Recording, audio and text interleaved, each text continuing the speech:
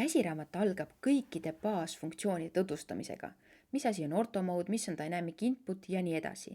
Seejärel liigub juhendamisega joonise koostamise suunas ning käsiraamatu lõpuks suudab kasutaja joonestada vähemalt sellist tüüpi joonise, oskab lisada tekste, teab, mis on annotatiivne tekst, mis on annotatiivne mõõt, teab, mis on plokid ja seejärel oskab ka lisada informatsiooni tabelite näol. Õpetuse, mis on dünaamilised plokid, kuidas neid koostada, kuidas neid kasutada, leiad käsiraamatust.